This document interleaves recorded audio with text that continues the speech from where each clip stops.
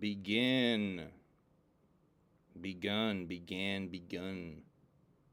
Humble Among Broadcast System number 104. An early surprise episode of Humble Among Broadcast System. How's everybody doing tonight? Get the gimmicks up here. I gotta share the shit out.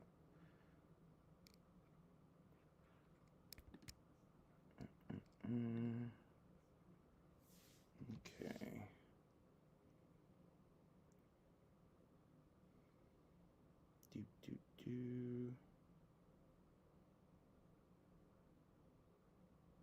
Okay.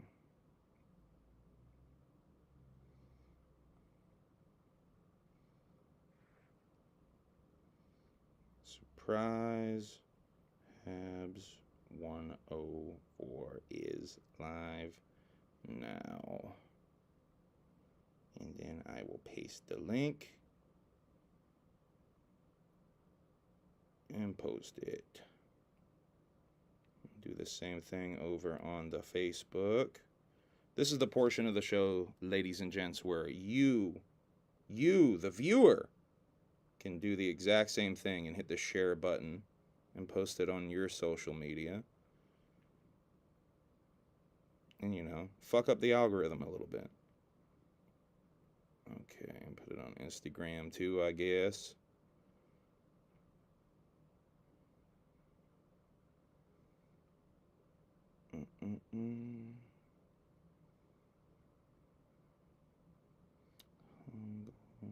How you doing tonight? Let's get to the actual cam. Oh, Papa member for 3 months of the Alienated. How's everybody doing tonight? Emily, how you doing? Got off. She just got off of work. She's very reluctantly doing this one, I would say. She didn't have time to do the makeup, so she still looks fucking pretty though, right? Like a bridge troll. Oh, stop it. On YouTube. Okay, good enough. Dungeon Mensch, Johnny Timestamp, Malachi Odinson, Alex 2-liter. Thank you everybody for tuning in so far. How's everybody's Tuesday going? Mine was weird. I was in a bad mood earlier today. Took a nap and now I'm in a much better mood. Definitely was excited to do a surprise live for you guys and share a couple of things. Tonight we're going to talk mainly about the announcement that Three-Headed Monster, Violent J, Esham, and Ouija Macc are dropping a surprise album while on tour for the second leg of the Three-Headed Monster tour. They were in Boston last night. We did not attend, unfortunately. Just was not going to happen. I don't even know if we're going to be able to go to the Shaggy show tomorrow at this point. I can figure it out. Maybe we can figure it out. Tomorrow, maybe we can figure it out. So that's still up in the air. But yeah, we're going to talk about that. I'm going to talk about a couple of other quick little news items. Not going to be a full Humble Among broadcast system, but full enough, I figure. Definitely wanted to get something out there and let y'all know that a surprise album is dropping. We'll talk a little bit about that more when we get to it. First of all, I want to talk about something. Let me get the notes up. Let me look at the order of thing. So we talked last time about Blue Ridge Rock Fest and it being rained out and canceled. Saturday and Sunday being canceled. A lot of people got stranded. Bunch of stories coming out of it. We talked about Tyler last time. Tyler was stuck on a shuttle bus for 5 hours, he said. We saw some video of a friend of yours whose tent was caving in due to the rain. Another person commented on my Instagram that their shit was like blowing away like the Wizard of Oz and shit. But some bands on Sunday ended up playing for the parking lot. Oh, that's dope. Papa Roach was one of them. A bunch of other more underground bands. Papa Roach being the most famous band. They played a little acoustic set. I did see some footage of that. I think it's cool that some of the bands, stuck around. Maybe they were just stuck too, and said, fuck it, and let's play for the people. rather stale. A lot of people got the bone pretty fucking bad with the Blue Ridge shit. So we've been watching a few things, mostly Below Deck, mostly marathoning lots of Below Deck. We're on Below Deck Mediterranean for those of you keeping track Season at home. We binged watched most of 1 and 2 this past week. And yeah, we're in season 3. We just started it last night. So we're on Mediterranean. Yeah. Fucking love Below Deck. I don't know what to say.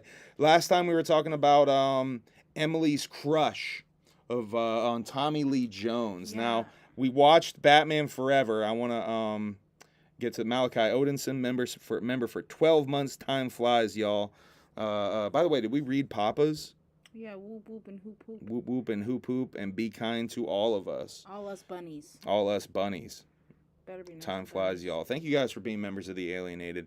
I'm going to try to maybe edit together that Juggalo day vlog with Andrew Ponix and DJ Clay and shit before we leave for Lost Lands at the very least. Because I got to get that shit off my phone and clear up space for the Lost Lands documentary that we're going to be shooting down there and shit.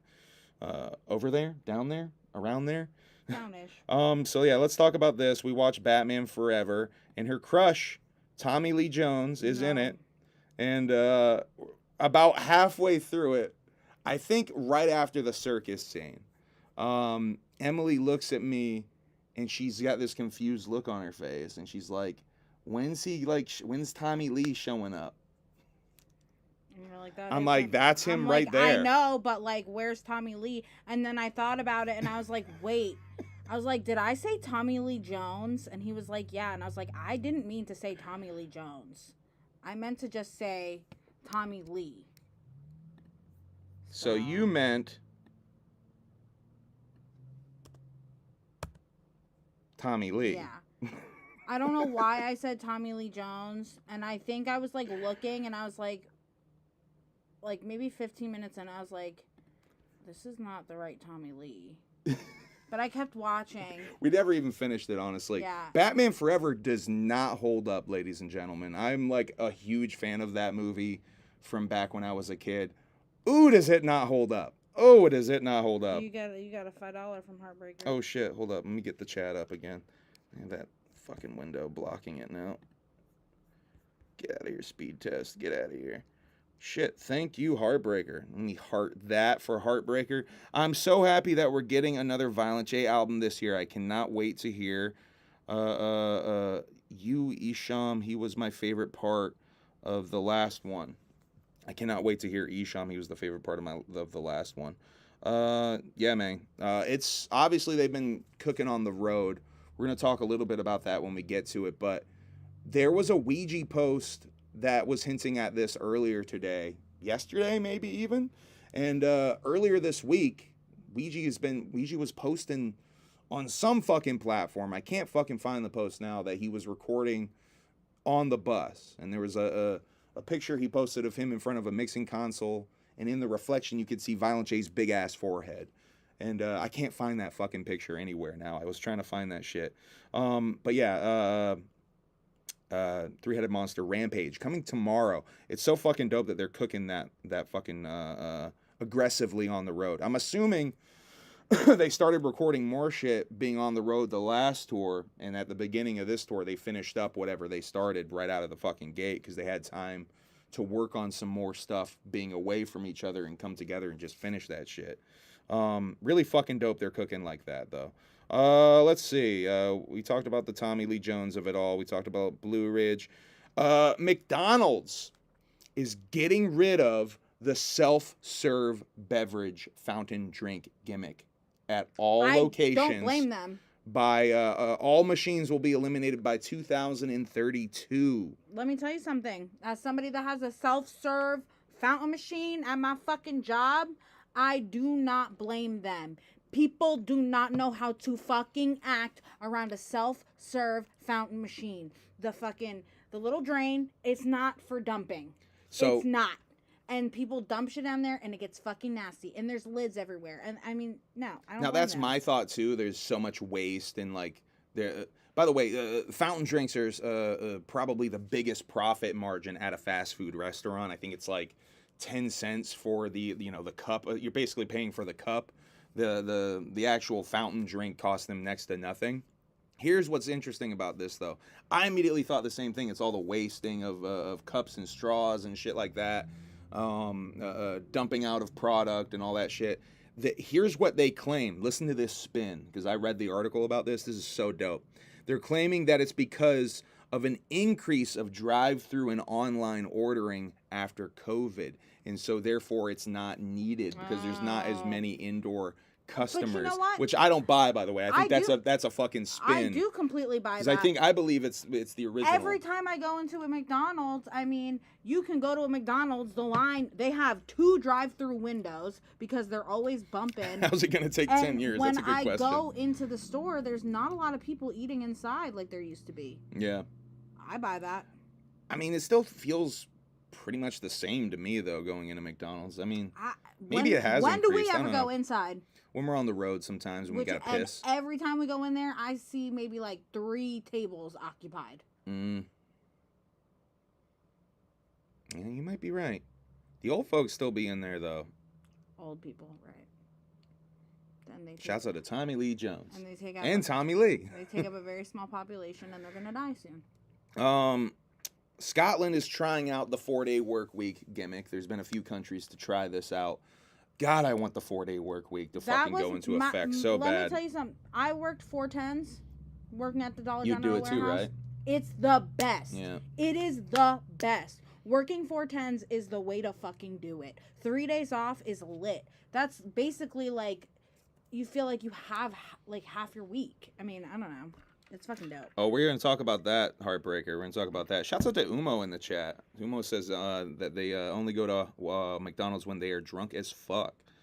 I only go to McDonald's when I'm desperate as fuck. And we need something fast and now type beat.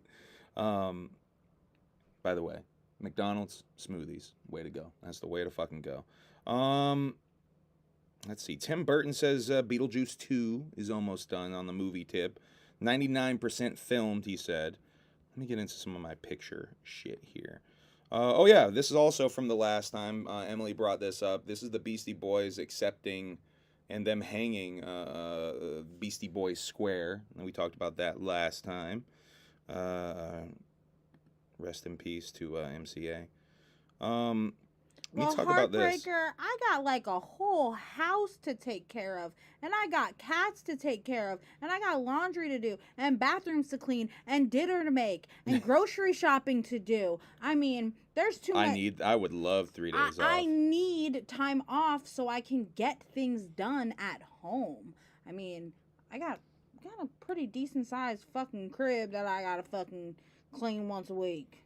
At least once a week. At least. You gotta try to do it at least once a week. Let's see. Where was I fucking going? I'm already fucking spun out and...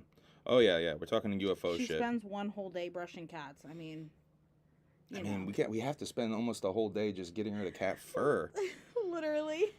All right, we're gonna talk about this interview with Dave Grush. Dave Grush, the UFO whistleblower guy, did his first interview since the whole hearing thing went down. He's been awful quiet since this went down. This YouTube channel, called, I think American Alchemy is what it says in the little avatar gimmick, but Jesse Michels? I don't know how to say that. That's the YouTube channel. This is the video you want to look for if you want to watch this. Highly recommend watching this thing. This is more than just an interview. It's more like a fucking documentary. Really fucking nerded out on this, and I'm going to share a bunch of shit that I took note-wise because I think this was pretty important with the UFO subject. Laszlo, I have not had a chance to even think about dinner because I just got off of work. Yeah, we're going to have to eat after we get done with this. We're going to try to make this relatively quick. Pasta, yummy. So the Jesse Michels interview with Dave Grush. This is the big takeaway from this. The quote that I find most interesting and goes into the whole burden that comes with this secret that a lot of people are talking about. The reason that they're so afraid of disclosure. Even he says it here in the way there's some baggage when it comes to the biologics of it. He keeps using this term biologics when it comes to the alien life. Dave has been quiet since the hearing, and apparently this interview was shot the day after. From some context clues I picked up at the beginning of the interview, he said he heard some wild stories in his time in the program that started to change his mind. He was not necessarily a believer when he started investigating this subject. By the way, he was hired to look into this subject by the government. Talked with some mind-blowingly big people on the subject. Big politicians, I'm assuming he means, on this subject. Would love to know who the fuck he talked to. That was when he knew it was real, when he was talking to some of the bigger names, apparently. Denies being part of a disinformation campaign or program. Claims to not be part of any weird shit. Chris Mellon, let's see. Chris Mellon allegedly was supposed to meet with a guy who was going to talk, who was going to be another whistleblower, but he had a heart attack 2 weeks before. Stuff never leaks is a quote that I have from Grush. Kind of insinuating that maybe the heart attack gun was used on this guy. Threatening government employees. Basically, they threaten the things that government employees hold dearly to their heart. Stable paychecks, pensions, and yeah, their clearance. Maintaining their clearance. And treason being a big one that they'll threaten. Which is why Grush is being so fucking delicate dancing around this subject, because if he gets tried for treason, he could get the death penalty. He could straight up get killed. Trump for treason, 2024. The Trump-Schumer law, basically talking about that a bit. Him and Rubio have multiple high-ups in the government approach them, apparently. Matt Getz was denied access to the crew who saw UFOs. They talk a little bit about that in the hearing, I believe. Specialized compartmental. I'm going to try this again. Specialized compartmented information facility. That's what SCIF stands for, that I was struggling to fucking remember. He was denied a SCIF with other members of Congress to share more information about biologics. It throws you through a loop psychologically. Buckle up. He calls them pilots throughout this interview. He likes to use the term pilot and biologics when it comes to the bodies that are found inside these things. Reluctant to say if they were found alive or dead. Says he's reluctant because of it wasn't necessarily in his submission to DOD. It's still fucking so weird to me that this dude's a whistleblower and he's got to ask permission.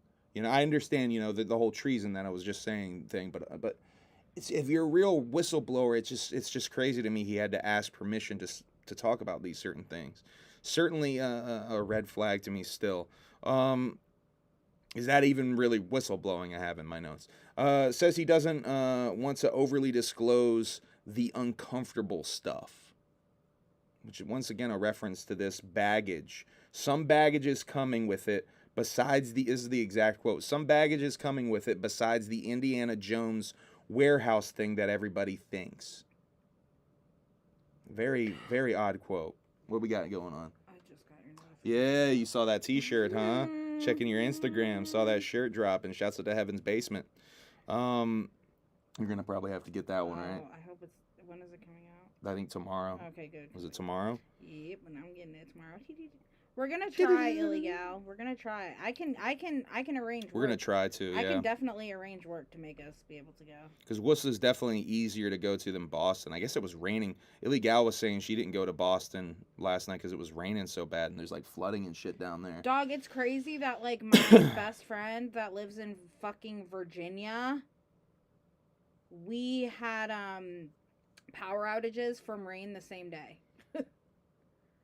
It was bad, yeah. Well, hopefully we do go down there and see y'all. I would love to meet y'all. That would be fucking sick. Let's see. Let me continue this UFO stuff. The government's worried about disclosure because they're reluctant to change. It's the same policies in place now that have been in place since the 40s. They're afraid of the religious aspect of it. and what it would mean to religious organizations. We're going to talk a little bit about that more, how religious organizations are oddly open to the idea, at least the Catholics are, it seems. Grush talking about, but I think the Catholics have some stuff in the Vatican that is pretty fucking mind-blowing. Anyway, Grush talking about Oppenheimer and the Manhattan Project setting up classifications and laws that cover UFO materials, because it could be anything that's I don't know what Preston is doing right now. You're trying to squeeze through that, bud? You're too big. What a goof. What a fucking goof. But yeah, setting up laws that basically anything that is radiated can be classified, meaning crashed UFO materials that might have radiation. There's a lot of stuff that came out in this interview about the Manhattan Project being a sort of more legitimate blue book. They call it the first blue book in here even. Blue book being a more public, straight up disinformation campaign. I mean, the guy who ran Blue Book, J. Allen Hynek, came out later and basically admitted it was a straight up disinformation campaign. The swamp gas and swamp lights and all that kind of shit. Anyway, let's see. The Manhattan Project was getting UFO reports. Jock Valet hinted at the same thing. Interview talks about the Roswell story and links to Wright-Patterson, basically the crash materials from Roswell. Going to Wright-Patterson, that's where Jesse Martell claims that the tech was brought and reverse engineered. Barry Goldwater clip is played about him calling Curtis LeMay and asking about the secret room where they keep all the good stuff, the secret stuff. And Curtis LeMay getting madder than hell at him. This is a clip of Barry Goldwater talking about this shit.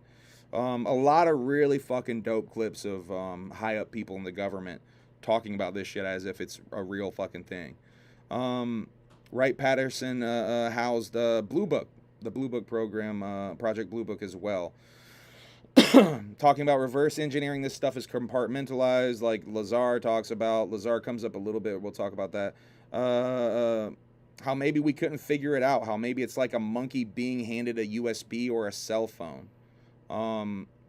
2001 A Space Odyssey is referenced at this point with the pillars being dropped, or the pillar being dropped in front of the monkeys, and the insinuation that it accelerated evolution. Spooky in the chat. We got Spooky in here? What's up, Spooky? Whoop whoop. All right, let me get back on my sheet. I took a lot of notes on this. I apologize once again, but I nerded out on this shit. They talk about a trail of breadcrumbs being left. You think you're really smart because you blew up a weapon, like the UFOs being left, the tech being left or being crashed is almost like a trail of breadcrumbs. It's almost like, this is the quote that he used. You think you're really smart because you blew up a weapon down the road here, meaning the nukes.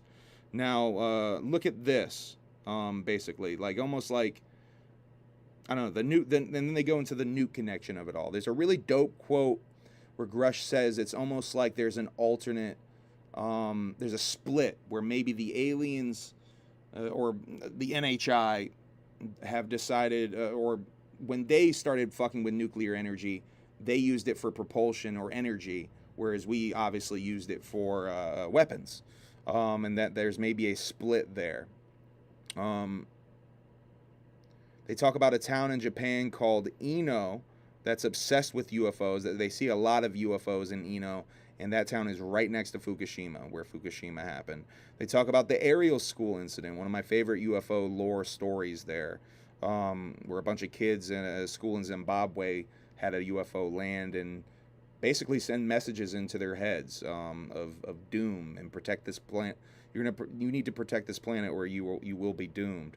That Ariel School is right next to a uranium mining site.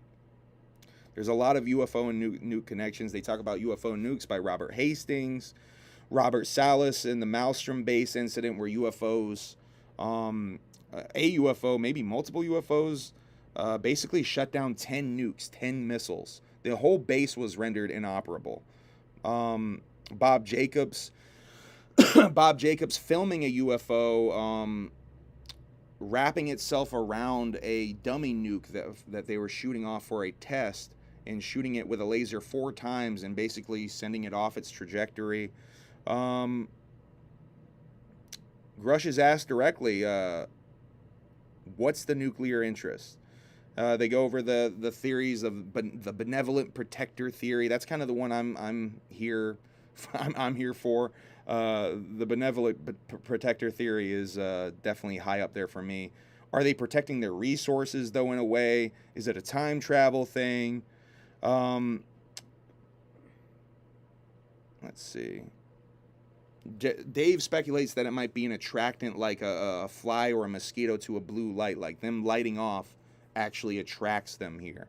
I'm kind of partial to that theory. It definitely feels like after we lit them off, they started showing up a lot more. Says it's impossible to know what their intent are, though. David Fravor said that he felt that what he saw could see him. He felt like whatever it was in that thing was looking at him. But maybe that's what it is. Maybe they're literally just here to observe what's going on. But if they're stepping in and doing things, they're not here to just observe. They're here to step in. That's one of the more interesting insinuations in this UFO thing. The fact that they might be here to affect human history in a way. Talking about electromagnetism and why the lights might change in a UFO, why the light possibly changes as they get closer or further away. Manipulating space-time and writing it like a wave, the whole folded paper analogy. There's a lot of good shit. Once again, I recommend you go and watch this yourself because a lot of this is broken down a lot better than I could hear. They're talking about secret physics and anti-gravity research. The element bismuth maybe having anti-gravity properties. Gary Nolan is mentioned having crash materials that contain bismuth. And then they go into this whole Townsend Brown guy, who I've never really heard anything about this dude. He apparently was a scientist who had theories on anti-gravity and maybe figured it out because he parachuted behind Nazi enemy lines into Germany to look into German UFO reverse engineering. This all comes from one book, The Man Who Mastered Gravity. And yeah, it's an interesting theory that I've never heard of that I was pretty into with this whole podcast. They talk about Operation Paperclip, researching Foo Fighters, the origin of the term flying saucer and how it doesn't come from movies. It comes from an actual UFO sighting, the term flying saucer. And that's an interesting element of all of this too, because a lot of people think that flying saucers is, from film, when really it's film echoing the sightings. And that's where the whole Hollywood is maybe part of the disinformation or misinformation campaign comes into it.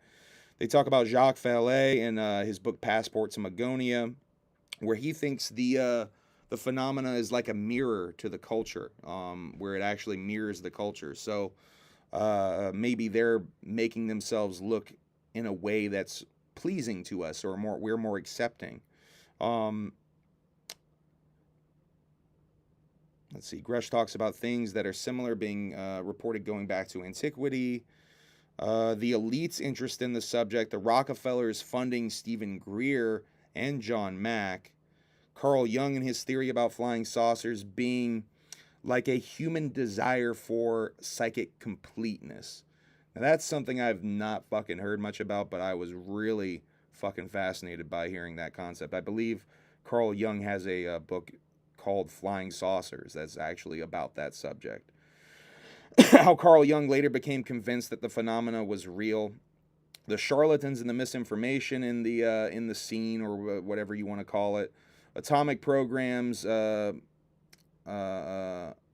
being behind some of the debunking. How Blue Book and Project Manhattan were actually intertwined. How Edward Condon worked on Project Manhattan, and the Condon Committee is, largely responsible for claiming that they stopped investigating this subject. Okay, this is the really fucking good shit. Okay. Dave is asked directly if he thinks Bob Lazar is full of shit, which I wish they got a fucking, I don't think they quite they edit around it so they don't quite show you his direct answer to that question. I really wish they did. He says he has no info on Bob. He has no idea. Doesn't know anything about Bob Lazar. Lazar told Jacques Vallée that he had drank a strange fluid that caused memory lapses. That's a bizarre piece of Lazar lore that I have not heard before. But yeah, they talk about John Lear maybe manipulating Lazar and him being disinformation. Talk about refreshing the talent pool, how they refresh the talent pool of people researching this shit, or how they should more often. Then they go into even John Kennedy and maybe Kennedy being attached to wanting to UFO information released, and that's maybe the reason he was assassinated. Let's see. The quote, "Don't attack the zookeepers," is used at one point, which I thought was fucking a really interesting one. Jacques Vallée and his obsession with time travel is discussed. How Jacques wanted Steven Spielberg to put more of a time travel element when it came to the beings being depicted in that movie. How they think maybe it's the aliens are actually bioengineered to look like us. How maybe they're actually... I think that's why he uses the term biologics so damn much, because that maybe is his belief, that they're bioengineered to look similar to us for ease of communication. Or maybe they're us from the future. The whole time travel element, maybe we're evolving into that. We're getting bigger heads and our bodies aren't going to be needed as much because we're going to be using our brain for psychic purposes. Let's see. They talk about how they almost have a prime directive to not interfere with us. They talk about Elon Musk on the subject and how he believes in a simulation, but doesn't really hold weight in the subject of UFOs. They ask the question, who is making the simulation? A lot of good shit here, man. I apologize that these notes are so fucking long. They talk about the Earth being in the Goldilocks zone and how maybe aliens are setting that up. That kind of ties into that whole zookeeper quote. That zookeeper theory is a fucking weird one. That would definitely be a dark secret, a burden that they don't want the public to know if we are basically a zoo. Human perception being basically frequencies, hearing, sight, sound, smell, are all frequencies. This shit is dope. They talk about Neil deGrasse Tyson being a skeptic, and Grush challenges him to a fucking debate. David Grush versus Neil deGrasse Tyson would be a pay-per-view worthy event for me. Electromagnetic wave stuff, how it affects life on Earth. Dave admits he's autistic in this interview. He talks about how he thinks it's been beneficial for him in a way with this research. Dave's wife appears on camera, which I found surprising. Dave can't talk about the retaliation he's gone through, some of the stuff that's happened to him. But they do talk about the Intercept article, how they outed him for having PTSD, and Dave is very open about his issues with that. They asked the question, why does this only happen in America? UFOs only happening in America? The answer to that is it's not. It's clearly global. Is it a psyop? Is it real? Is it both? They talk about Paul Benowitz and Richard Doty feeding him misinformation. It's basically a really compacted, like, history of UFOs. And, like, that's why I like to call it more of a documentary than an interview. Dave's message to people in the program, that basically giving them advice on how to come forward, is in here. How you can go straight to Congress or do the channels that he basically went through. Which makes me wonder why he didn't go straight to Congress. Maybe he did. They almost hint that maybe he did earlier on. Are UFOs like a Rorschach test? They talk about the white-collar crime aspect of it overshadowing this being a piece of nature of reality, which I think is kind of true. They're really just focusing on the white-collar crime of hoarding this technology, and they're not really talking about, like, hey, everybody, isn't it kind of fucked up? This is reality. Is this phenomenon the next great religion of the world? Dave says it probably has already influenced every major religion in the world. That's a fucking statement right there. The phenomenon is the source code, he calls it. Stories from the Bible. They talk about St. Francis seeing a spinning disc and being wounded by a light, and saying it was stigmata. Maybe it was radiation. Dave says he's reasonably religious, or he was reasonably religious, and he became agnostic after studying physics, but he has come full circle. This quote's interesting as fuck. We are created beings in some manner, is the way he puts it. So either it be a god or aliens, he does believe in creation.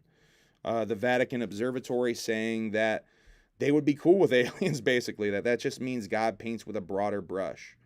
I want to know what's in that Vatican basement, though. Could this bring religion and science together? That was a fucking really interesting part of the interview at the end there. Aliens telling us that we don't know how powerful we are in certain encounters. Really good doc interview, highly recommended. Once again, if you want to see that shit, Jesse Michel's UFO whistleblower Dave Grush tells me everything. Really more of a documentary than an interview. It is an interview, but it's cut up like a documentary with other fucking shit in there. All right, let's keep on going down the line, y'all. Drake. You didn't think I'd be bringing some Drake news to you, did you? Drake has a new album coming out. Drake's a Juggalo now, so I figured I'd start talking about Drake shit. Drake's For All the Dogs coming September 22nd. This artwork done by his kid that he hid from the world. Are you excited about the new Drake album? I know you are. Don't front. I know you're a big Drake mark. The last Drake album was shit. The one with 21 Savage? Yeah, I don't like it. So, yeah. I'm excited for it. I like. I'm gonna just stick to the old shit that I like. I like that Drake is kind of doing weird horrorcore aesthetics shit lately. Maybe it's gonna be a dark ass horrorcore album, huh, guys? I'm gonna stick to the stuff I like because his most recent shit isn't that good. I got some more podcast shit I'll talk about real quick. Steve-O was on No Jumper. That dropped today. I watched that.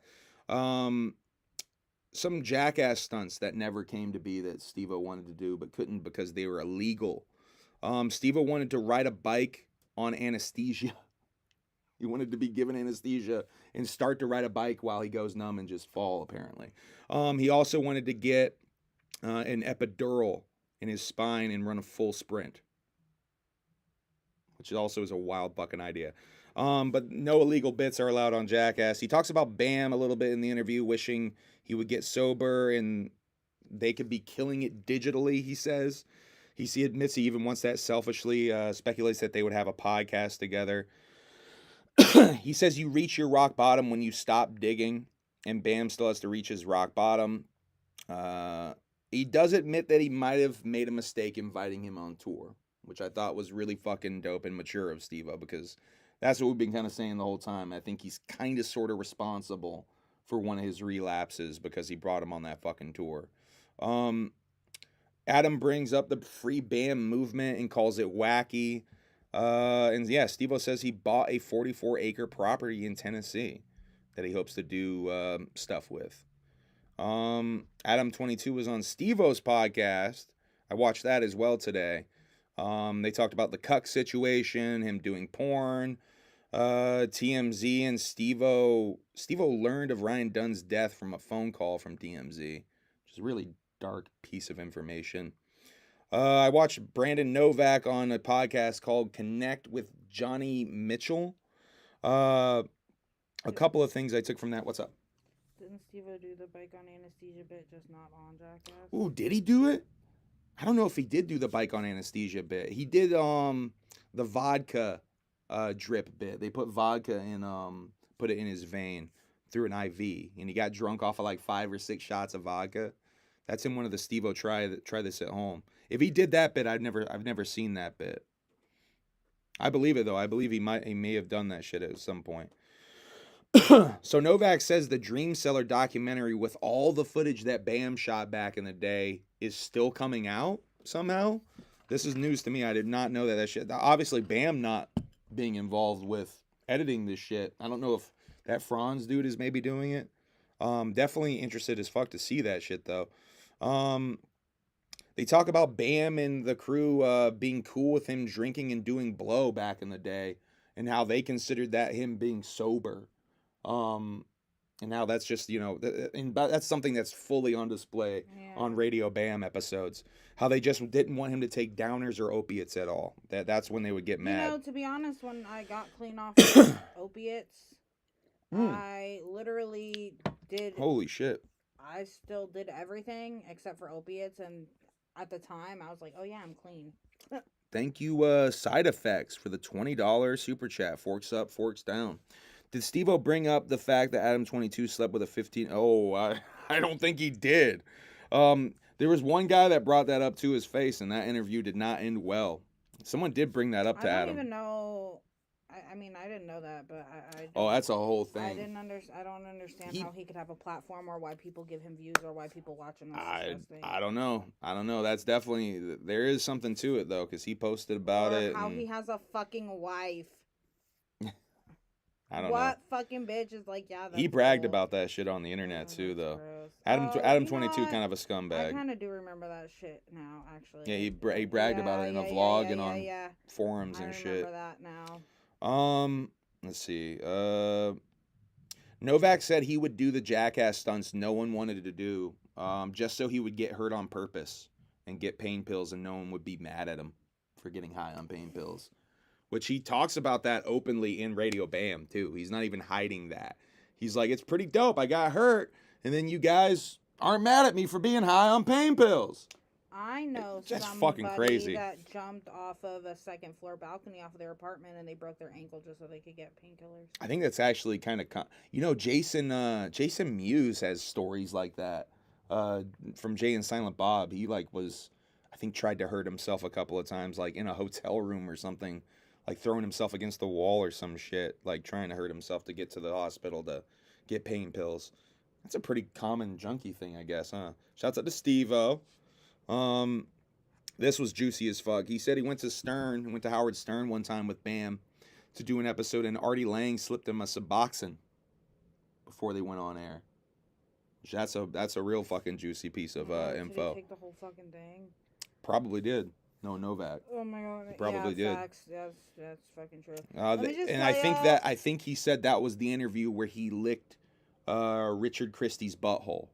So if you want to go and find that Howard Stern interview where he licks Richard Christie's butthole, and look for Novak being fucked up on a Suboxone. Oh my god, hearing the word Suboxone and then looking at that orange on the screen is like making me think of the taste of Suboxone, and it makes me want to fucking vomit. That's odd. What about the oranges doing that? Suboxone is orange flavored. Oh, Suboxone see, I didn't know that. are like orange strips, and they're orange flavored. See, I did not know this. It makes me want to fucking vom. Novak's book has a 12th edition? Like Dream Seller, the book has a 12th edition. His new book just came out. Talking about Bam a little bit, how Bam has a lot of demons that he is to face, basically, and he has tried to help Bam. There's a lot of stuff in the interview about Novak and his story and his... It's nasty. Yeah. It's so nasty. Imagine, like, eating... If, like, Lemon Pledge was orange instead of lemon, and then, like, mixing it with, like, the taste of, like, Tylenol, and then put it in a Listerine strip. It's disgusting. It doesn't sound good. No. All right, let's go to another news story. Speaking of TMZ, a little bit ago, here's a TMZ sports story about one Matthew Riddle. This is a weird one. I thought this was going to go one way. Matthew Riddle's sexual assault claim triggers internal investigation. So Matt is claiming he was sexually assaulted by a New York City airport cop. Which, he even took a picture of the dude? Awkward.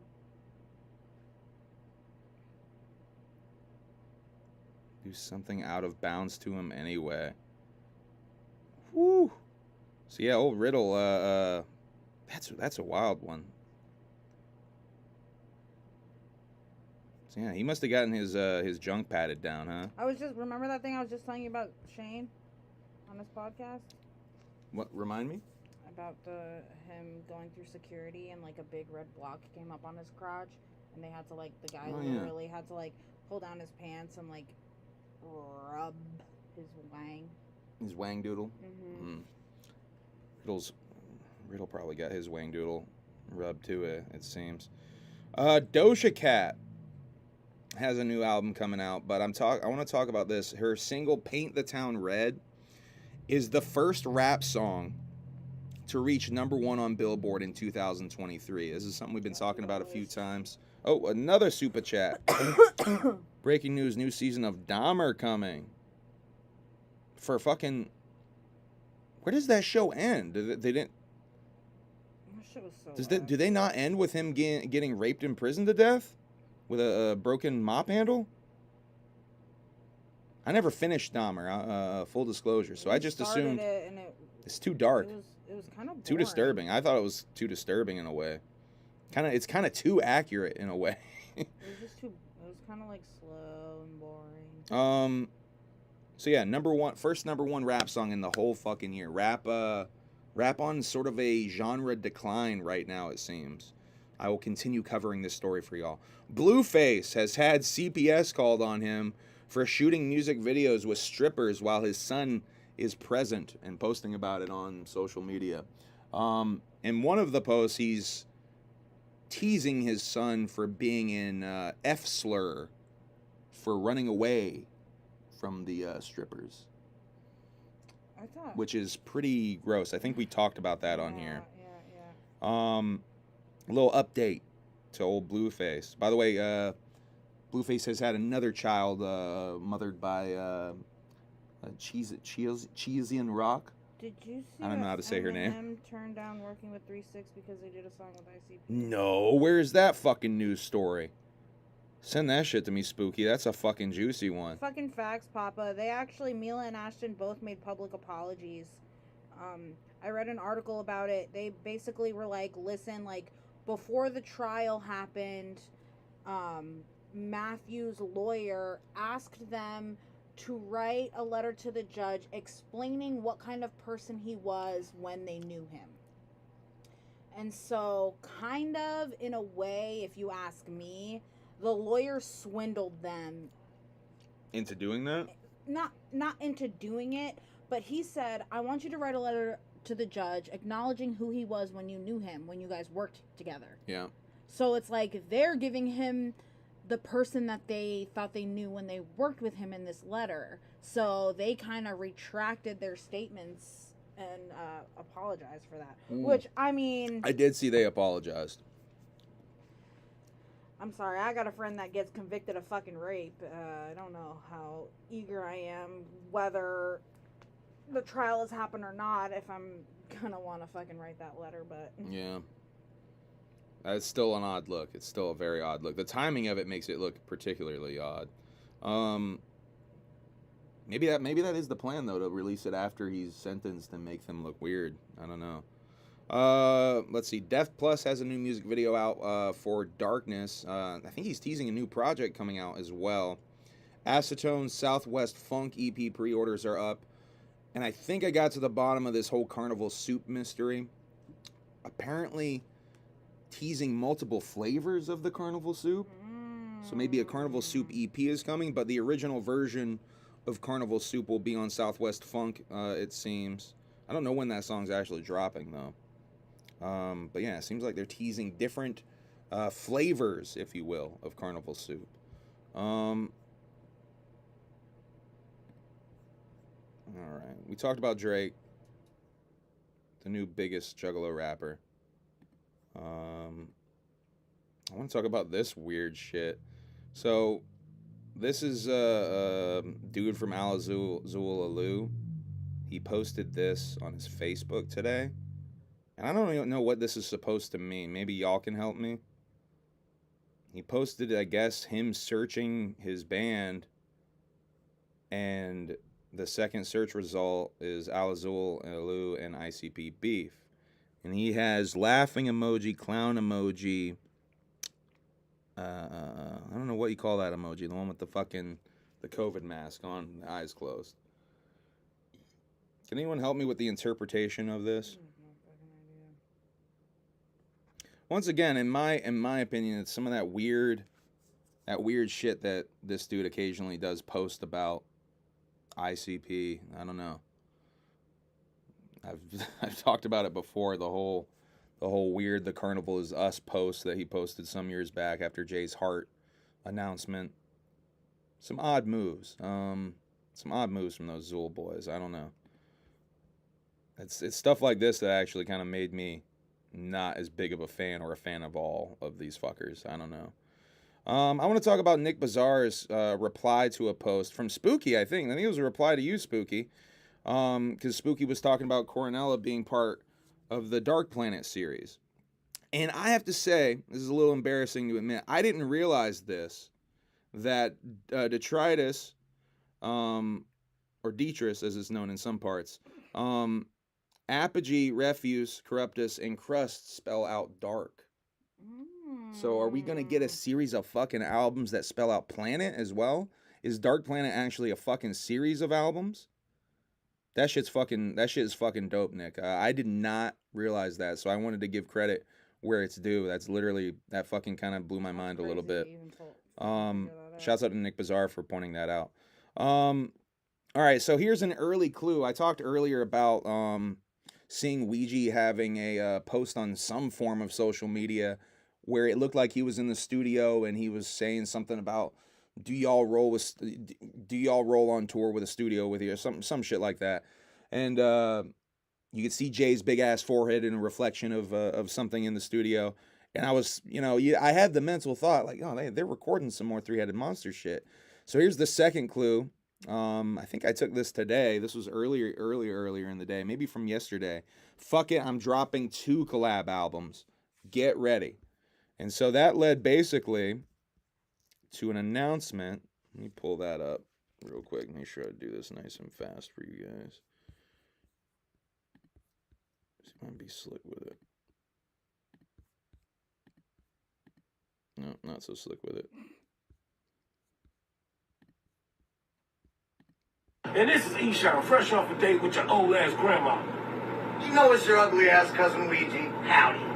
We are the Three-Headed Monster, and we got a surprise for everybody here in Brooklyn at the Monarch tonight, and everybody else around the globe. There's been sightings, there's been earthquakes all over the globe, and I think the people need to keep their eyes to the sky because something's dropping. Tell them, Ouija. Three-Headed Monster coming back upside your ugly ass nugget with a brand new motherfucking album. That's right, Rampage. Rampage! Rampage! Dropping tomorrow, September 13th, on all platforms. You didn't see it coming, but it's coming in a big way. I'm fucking excited. That's so dope that they're doing another project. I love that they're working like that. That makes me really fucking happy.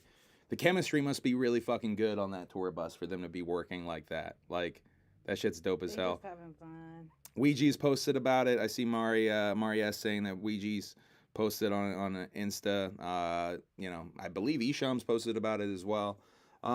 Yeah, tomorrow, fucking Rampage. I looked on iTunes before I got on here to see if I could search and dig around and find some artwork or something, because something got submitted for it to be up tomorrow. No artwork as of tomorrow, or as of right now. Ooh, Spooky did send me something. Hold on, let me see what Spooky sent me. Oh, it's in Juicy J's book? Oh, shit, dog. Because we'd worked with ICP, this is from Juicy J's book. I'm reading this from Spooky. Thank you, Spooky. Because we'd worked with ICP, Eminem refused to collaborate with us. Thankfully, Sipping on Some Syrup had so much momentum that these remixes never happened. Wait a second. Sipping on that syrup. Was Eminem supposed to be on the remix for that?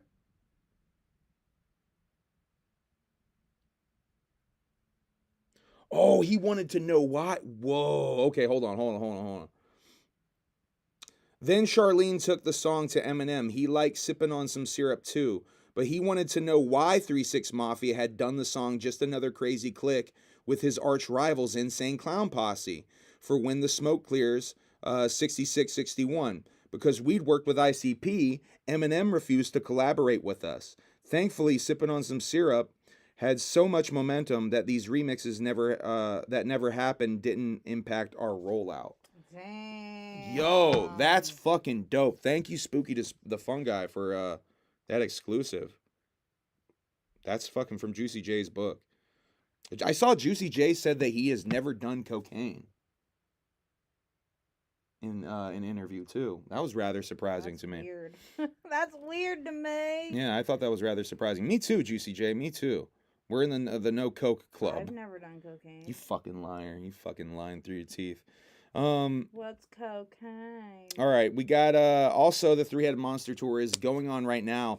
Reports that Blase Rose is opening these shows unadvertised. Obviously, I've not seen her advertised on any flyers, but from what I hear, Blase Rose opening these shows on the Three-Headed Monster tour. Also dropping tomorrow, along with the Three-Headed Monster surprise album Rampage, is a new Shaggy show vlog. I did see the teaser trailer. Let me see what the fuck the name of that vlog was. There is a teaser trailer, I believe, over on Instagram. Let me bring that for you guys here real quick. Andrew Ponix, why are you unsending messages?